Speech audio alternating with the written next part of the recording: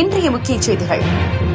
நாமக்கல் வடக்கு மாவட்டம் திருச்செங்கோடு வட்டம் எலச்சிபாளையம் மேற்கு ஒன்றியத்திற்கு உட்பட்ட குமாரமங்கலம் பேருந்து நிலையம் அருகில் இன்று தேமுதிக தலைவர் புரட்சி கலைஞர் கேப்டன் விஜயகாந்த் அவர்களின் 72வது பிறந்த நாளை முன்னிட்டு கொடியேற்றி இனிப்பு வழங்கப்பட்டது. இந்த விழாவில் எலச்சிபாளையம் ஒன்றிய கழக செயலாளர் எஸ். சக்திவேல் அவர்கள் தலைமை தாங்கினார்.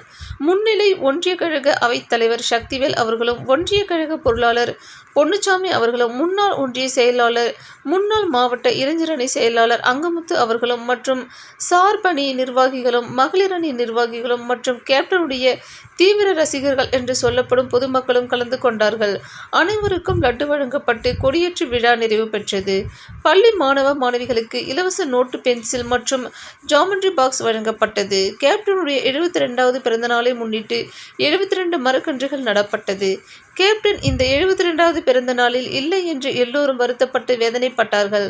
காலத்தின் சூழ்நிலையால் அவர் மரணம் அடைந்துவிட்டார் என்ற வருத்தமான செய்திகள் எல்லோரும் நினைத்து மனம் உருகி வேதனைப்பட்டார்கள்.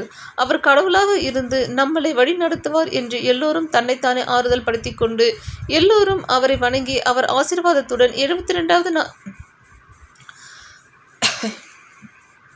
72வது பிறந்த நாள் விழா சிறப்பாக நடைபெறட்டும் என்று நாமக்கல் வடக்கு மாவட்டம் எலச்சிபாளையம் மேற்கு ஒன்றியத்தின் சார்பாக ஒன்றிய கழக செயலாளர் எஸ். சக்திவேல் அவர்களின் தலைமையில் குமாரமங்கலம் பேருந்து நிலையம் அருகில் சிறப்பாக நடைபெற்றது. நாமக்கல் மாவட்ட போட்டோகிராபர் ஆர். ஸ்டீஃபன் ராஜ்.